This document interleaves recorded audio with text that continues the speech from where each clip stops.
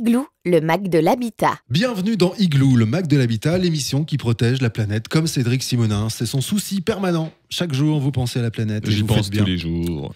Et oui, et on a fait cette émission pour ça d'ailleurs aussi. Oui. Aujourd'hui, on parlait de la SCI. C'est quoi une SCI? Oui. On en parlera avec maître Stéphanie Meyer-Adanir, qui est notaire à Mulhouse depuis 2014 et vous êtes notaire depuis 2010. Jusque-là, tout va bien. On parle de la SCI dans un instant. C'est quoi? Comment ça fonctionne? Après, une info du monde de l'habitat. Une courte info aujourd'hui, Cédric. Oui, très courte info parce qu'on a un gros sujet sur la SCI. Je vous ai la dernière fois parlé du prix de l'immobilier de Paris qui était en train de flamber. Et j'ai récupéré une actualité de The Economist qui a révélé cette semaine que Paris était passé de la 7e à la première place des villes les plus chères du monde avec Singapour et Hong Kong, et cela en 2 ans. The Economist a étudié 133 villes et Paris devance désormais les villes suisses de Zurich, Genève, qui sont à la 4e et 5e place de ce classement mondial, où on retrouve dans les 10 premières places, attention, New York, Copenhague, Tel Aviv et Los Angeles. Faut-il s'en réjouir? Je ne sais pas. Et Londres, ça doit être 2e ou 3e quand même. Parce non, que... Londres est vraiment, depuis le Brexit, a bien chuté. Ah oui, d'accord. Ok. Oui, a bien chuté. Alors, je ne sais pas s'il faut s'en réjouir ou si c'est un gage de qualité, mais en tout cas, je sais pas. Habiter à Paris, ça devient de plus en plus cher. Difficile. C'est clair. Maître Stéphanie Meyer-Adanir, la SCI, c'est votre truc? Parmi d'autres. Mais... Parmi d'autres choses, oui, mais c'est vrai qu'elle suscite pas mal d'engouement. Il n'est pas rare qu'on vous en parle avant que vous portiez acquéreur lors d'un dîner en famille ou avec un collègue autour d'un café. Mais est-ce vraiment une bonne solution? Ah ben on va le savoir, je pense, à la fin de cette émission avec les questions de Cédric Simonin. Oui, donc comme elle a déjà commencé, on va tout de suite rentrer dans le vif du sujet. Alors, est-ce que vous pouvez nous donner une définition de la SCI? Qu'est-ce que c'est? Alors la SCI, Société Civile Immobilière, donc c'est tout d'abord une société. C'est le fait, donc il faut déjà plusieurs personnes qui s'associent pour créer cette société par le biais d'un contrat. Donc ce contrat, ce sont les statuts de la société. Société civile, donc comme son nom l'indique, elle a un objet civil et pas du tout commercial. C'est quoi la différence entre civil et commercial? L'activité civile, alors ne pas faire d'activité de commerce. Ok. Voilà. Et donc son objet est, en raison de son caractère immobilier, de détenir des biens immobiliers, soit en les achetant auprès de tiers ou suite à un apport par un associé, et ensuite de les gérer. En revanche, elle ne peut pas avoir pour objet d'acheter et de revendre des immeubles. La revente est une opération qui reste exceptionnelle dans une SCI et qui marque d'ailleurs souvent la fin de la société lorsque les associés s'en partagent le prix. Alors concrètement, comment on fait pour constituer une SCI ? Alors la rédaction des statuts est libre. Les statuts doivent comporter différentes mentions, notamment les règles de fonctionnement de la société. Alors en général, elles sont calquées sur celles de sociétés classiques. Un gérant est nommé pour représenter la société auprès de tiers, pour effectuer les actes de gestion. Et les actes plus importants, tels que les achats ou les emprunts, sont eux décidés en assemblée générale selon des règles de majorité qui sont d'ailleurs fixées par les statuts. On le voit, c'est donc une rédaction soigneuse qu'il faut apporter à ces statuts et il est donc fortement recommandé d'établir ce contrat fondateur devant un notaire pour bénéficier de son conseil. Le recours au notaire est d'ailleurs obligatoire lorsqu'un bien immobilier est apporté par un associé. Oui, c'est plus judicieux de se prémunir avec un notaire. On peut parler un peu de la vie de la SCI ? Oui, parce que ce n'est pas tout de la constituer. Une fois qu'elle existe, il faut la faire vivre pour qu'elle ne soit pas requalifiée de fictive. Donc ça impose toute une série d'obligations annuelles d'un point de vue comptable, qui sont plus ou moins étendues selon le régime fiscal de la société, et puis la tenue au moins une fois par an d'une assemblée générale. D'accord. Quelles sont les particularités civiles que l'on a au niveau de la SCI ? Alors, il est important de savoir que les associés répondent indéfiniment de la dette sociale, c'est-à-dire au-delà du montant de leur apport. Contrairement à ce qui se passe par exemple dans une SARL, en effet, la responsabilité de l'associé n'est pas limitée au montant de son apport. Toutefois, il n'est responsable de la dette qu'à proportion de sa quote-part dans le capital social.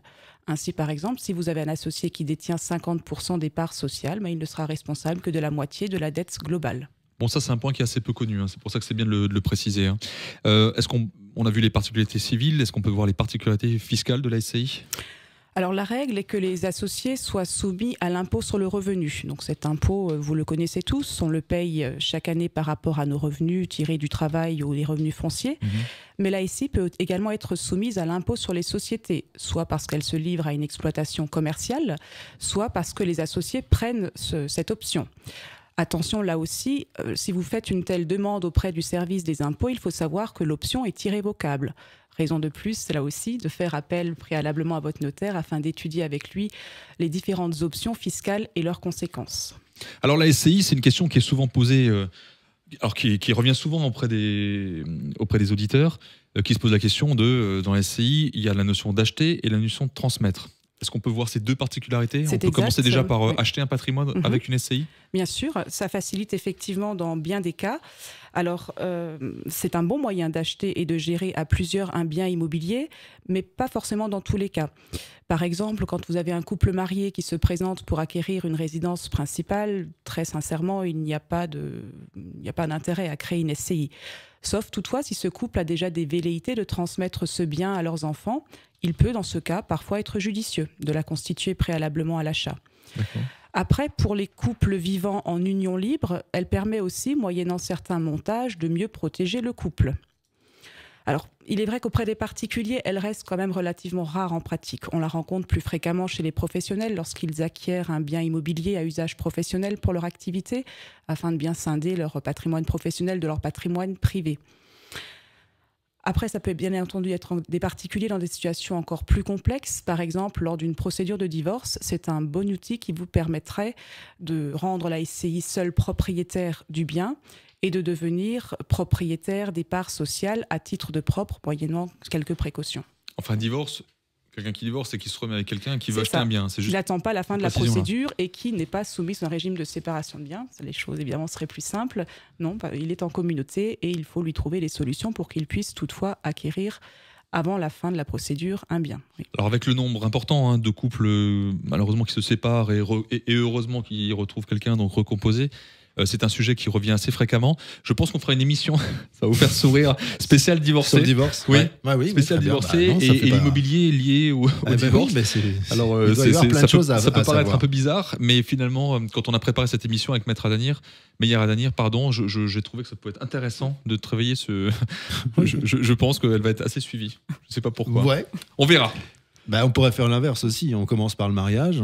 Mais ça, on l'a déjà fait. Oui, on l'a déjà fait. Mais comme vous ne suivez pas les émissions, non, c'est terrible. Il ne suit pas. Je ne les suis plus. Très mauvais élève. On parle de la transmission de patrimoine avec la SCI maintenant ? Oui, effectivement. Ça reste un outil intéressant tant d'un point de vue civil que fiscal. Au niveau civil, son avantage est la simplicité. Elle permet en effet aux parents de plus facilement transmettre un patrimoine à leurs enfants en divisant, le capital étant divisé en parts sociales, il est plus facile de transmettre progressivement un patrimoine immobilier. On le voit, un bien immobilier est par nature indivisible, donc si les parents ne détiennent pas autant de biens immobiliers que d'enfants, il peut être compliqué pour eux de faire un partage équitable. De plus, la création de la SCI permet aussi, au décès du propriétaire d'un bien immobilier, que les héritiers se retrouvent en indivision. Alors, l'indivision, c'est quoi ? C'est le fait pour plusieurs personnes d'être propriétaires ensemble d'un même bien. Ça implique de s'entendre pour gérer de concert l'immeuble, mais également pour prendre des décisions communes. Car en indivision, par exemple, vous ne pouvez pas vendre si vous n'avez pas l'unanimité des indivisaires qui donnent leur accord. Alors que la SCI permet, par le biais de la nomination d'un gérant, de lui assigner des pouvoirs bien déterminés dès le départ dans les statuts. D'accord. On parle un peu de la fiscalité liée au droit de succession et les avantages que peut procurer la SCI. Alors, il y en a plusieurs. Tout d'abord, je viens de le dire, un bien immobilier, en matière immobilière, un bien immobilier étant indivisible, il est compliqué de faire des donations successives par tranche à ses enfants sans se retrouver alors en indivision.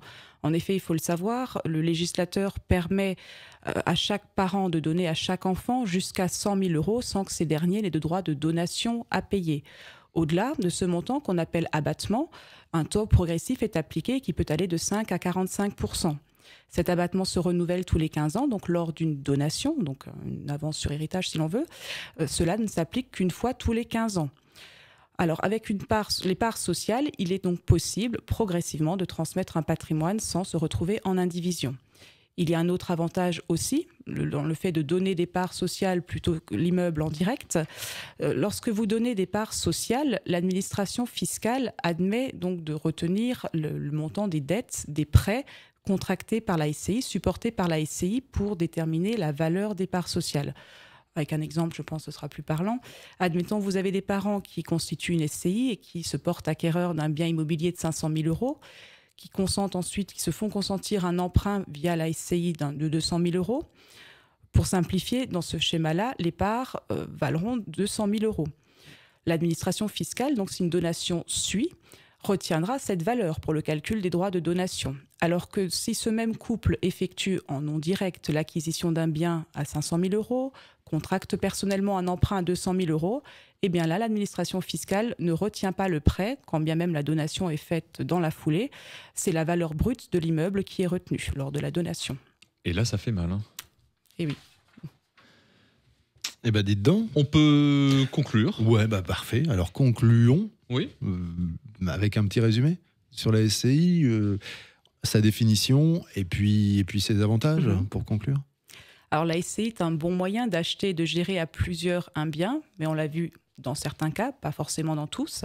C'est également un bon outil pour transmettre un patrimoine dans des conditions civiles et fiscales avantageuses, si les bonnes options sont prises. Mais attention, ce n'est pas vrai pour tout le monde. La réponse est évidemment à moduler. Ça dépend de la situation patrimoniale et familiale des intéressés. C'est pourquoi je ne peux que vous conseiller d'aller voir votre notaire, bien entendu, afin de faire un point précis sur votre situation et puis d'étudier avec lui l'impact que peut avoir ces différentes réponses sur votre patrimoine. C'est exactement ce que j'allais dire en conclusion, parce que vous êtes notaire et évidemment vous êtes le meilleur conseiller. Et c'est gratuit. C'est gratuit ? Il faut insister là-dessus. Ah oui. Parce que vous êtes rémunéré uniquement sur les actes. Voilà. Alors, sauf démarche préalable ou recherche approfondie, mais vous serez toujours averti avant toute facturation. Donc oui, n'hésitez pas, venez pousser la porte de l'étude de votre notaire. Voilà, il y en a partout en Alsace et vous êtes à Mulhouse, mais on n'a pas le droit de faire de pub quand on est notaire, donc je n'ai rien dit. Non. Voilà, puis c'était pas une pub d'ailleurs. Non, merci d'avoir participé à Igloo aujourd'hui. Je vous en prie, merci à vous. Vous revenez quand vous voulez pour un autre sujet, parce que les notaires gèrent beaucoup de choses. Merci Cédric. Merci Eric. L'émission est à partager sur Igloo on Air et on la retrouve en intégralité sur le site de Top Music, topmusic.fr. Merci beaucoup. Merci Eric. Merci.